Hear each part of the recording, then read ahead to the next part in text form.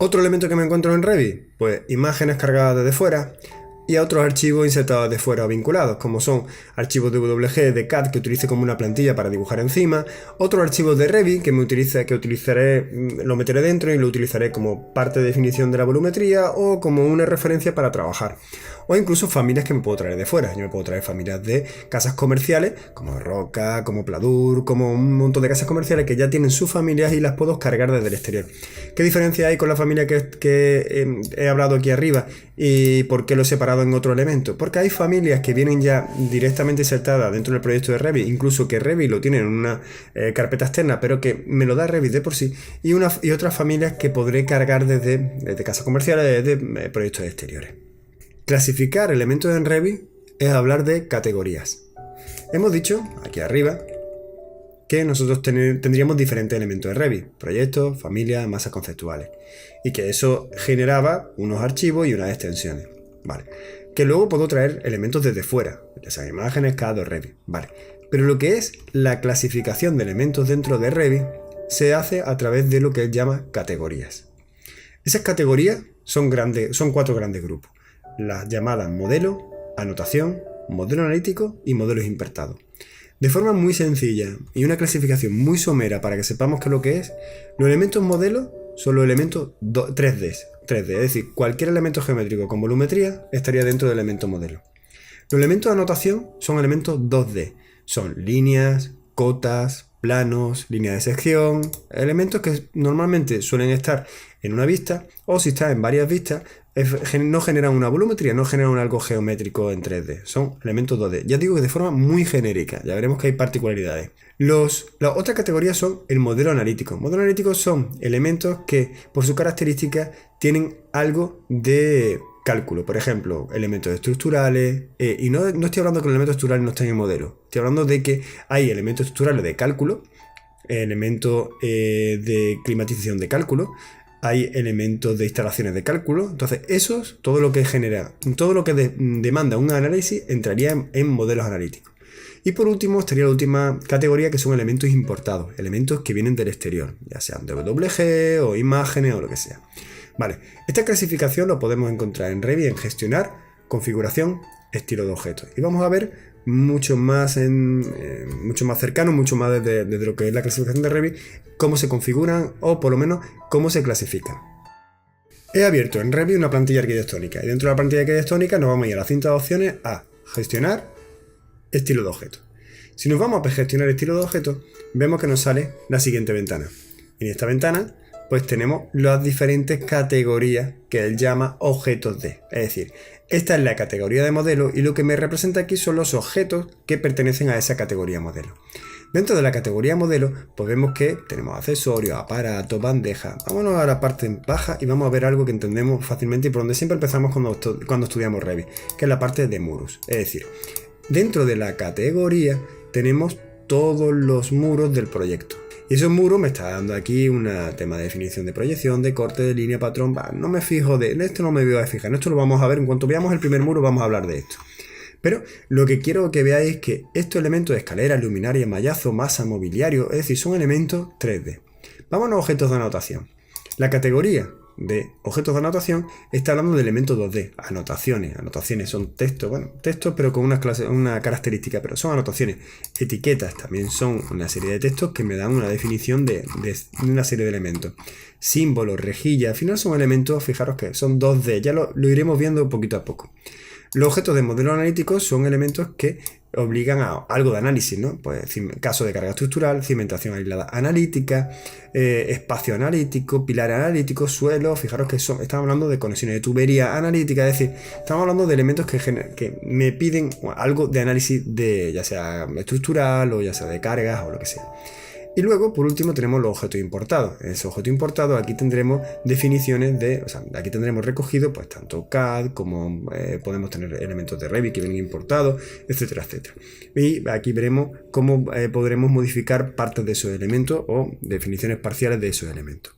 Pues tener claro lo que es esta clasificación es muy importante para luego encontrar información o encontrar sitios donde podemos modificar estos elementos. Es decir, aunque vuelva a repetirlo, la categoría modelo son elementos 3D, la categoría de notación elementos 2D, modelo analítico elementos que necesitan un análisis y objeto importado elementos que traigo fuera como DWG o otros elementos de Revit. Vale, dentro de objetos modelos veremos que tenemos dos tipos de clasificaciones o dos tipos de modelos, ¿no? Veremos que aquí que hay elementos que son anfitriones de otros que son anidados. Por ejemplo, un muro será anfitrión y una puerta será un elemento anidado. Por ejemplo, sin entrar en detalle ni que sepáis cómo se hace, pero si yo aquí coloco un muro cualquiera, vamos a darle un espesor de 30 para que se pueda ver, y le digo que quiero colocar una puerta cualquiera, fijaros cómo la puerta no me permite colocarla y cuando la coloco encima del muro sí la puede colocar. Aquí fuera me dice que prohibido, aquí dentro sí. Es decir, la puerta es un elemento anidado en un elemento anfitrión que es el muro. El muro es anfitrión, la puerta es anidada. Si ahora pincho, pues se coloca la puerta y si lo veo en 3D, la puerta estaría ubicada, estaría colocada. Con lo cual tengo anfitrión y elemento anidado. Y otra clasificación importantísima en Revit es la que veis aquí. Los elementos modelos se clasifican en familias, tipos y ejemplares. Es decir, dentro de las familias habrá diferentes tipos y esos tipos generarán ejemplares. Por ejemplo, vamos a Revit de nuevo. Si nos acercamos aquí a la derecha al navegador de proyectos, vemos que tengo una clasificación que se llama familia. Dentro de la familia yo puedo abrir este desplegable y me encuentro una serie de familias que vienen generadas automáticamente en cualquier archivo nuevo que cree con plantilla arquitectónica. En función de la plantilla que yo cree, aquí habrá una familia u otra. Algunas son genéricas, se repiten todas las plantillas, otras no. Entonces, fijaros que yo, si me acerco aquí, tengo un desplegable de muros. Voy a desplegar y me dice que tengo tres tipos de muros. Voy a abrir el muro básico. Y dentro del muro básico tengo una serie de muros que puedo introducir en el proyecto. La familia que acabo de introducir es un muro que se llama por defecto 30. Fijaros que si yo pincho aquí fuera, ahora mismo lo que me está dando información de la vista 3D, si ahora pincho en el muro, me está dando información del muro. Y me está diciendo que esto es un muro básico por defecto 30. Es decir, es un muro, dentro del muro es un muro básico, y dentro del muro básico es un muro por defecto 30. Vamos a ir de menos a más. Decíamos que teníamos una clasificación que era categoría, familia, tipo y ejemplar. Vale, pues entonces, dentro de esas categorías, si nos vamos al más pequeño, al ejemplar, ese ejemplar, si lo tuviésemos que localizar aquí, diremos que el ejemplar de ese muro de 30 es este. ¿Eso qué quiere decir? Vámonos a la planta. Si subimos el navegador, vamos a plano de planta y entro en nivel 1, tengo que aquí tengo un muro y una puerta. Si creo otro muro, por ejemplo, este de aquí, y te creo otro aquí, ahora mismo tengo 1, 2 y 3 ejemplares. Cada uno de estos es un ejemplar de el muro que he creado como muro por defecto de 30. Si esto hemos dicho que son los ejemplares, cada uno de ellos es un ejemplar, estos ejemplares pertenecen a esta tipología, a muro por defecto de 30, y esta tipología pertenece a esta familia, muro básico, y esta familia pertenece a esta categoría, que es categoría muro. La categoría muros tiene una serie de familias, muro apaisado, muro básico, muro cortina. Dentro de la familia muro básico tengo todos estos tipos de muros. Y si yo un muro de aquí lo coloco en el proyecto, el muro de proyecto horizontal con una puerta es un elemento, el muro vertical sin puerta es otro elemento, y el muro que está algo inclinado sin puerta sería otro elemento. ¿Por qué es tan importante separar entre familia, tipo y ejemplar? Porque yo ahora mismo si este muro de aquí quiero modificarle algo, por ejemplo la longitud, pues en lugar de 490 le digo que va a ser de 5.5, aquí os está dando idea de lo que estoy modificando solamente este elemento. Si estoy modificando solamente este elemento, estoy modificando solamente el ejemplar. Fijaros que si yo lo veo en 3D, pongo aquí, cojo este elemento, le digo aquí en la parte de propiedades, ya entraremos, no preocuparos ahora mismo por eso, pero por ejemplo, o en lugar de entrar en la parte de propiedades, aquí mismo en el tirador, tiro un poquito hacia arriba y fijaros como ya no llega al suelo. Fijaros que estos muros no se están afectando por eso, es decir, estoy modificando una propiedad del muro en la cual solamente me deja afectarla a un ejemplar. Es decir, el tema de la altura del muro no pertenece ni al tipo, ni pertenece a la familia, ni pertenece a la categoría. La altura pertenece al ejemplar, con lo cual yo puedo poner diferentes elementos que pertenecen a una misma familia, mismo tipo, a diferente altura, porque es un parámetro que solamente afecta al ejemplar, solamente afecta al elemento físicamente colocado en la geometría del 3D. Vale. Pero también hemos dicho que tenemos una tipología que se llama muros por defecto 30. Vale, ese muro por defecto 30, fijaros que si yo pincho aquí, estoy en el muro por defecto 30, puedo editar el tipo. Y si edito el tipo, aquí me sale un cartel, que es el que tenéis aquí, en el que yo puedo cambiar, pues, parte de esa elemento de la tipología.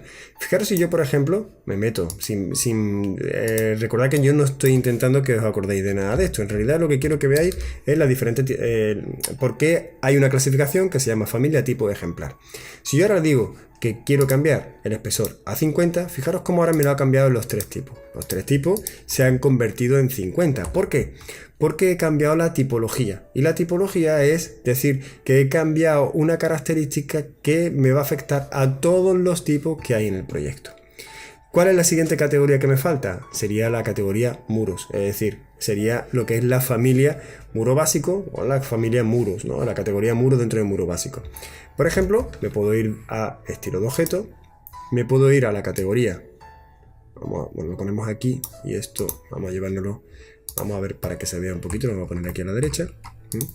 Me voy a estilo de objeto, me voy aquí a la categoría muros, me voy a muro y le voy a decir que el color de línea pues lo voy a ver en un rojo,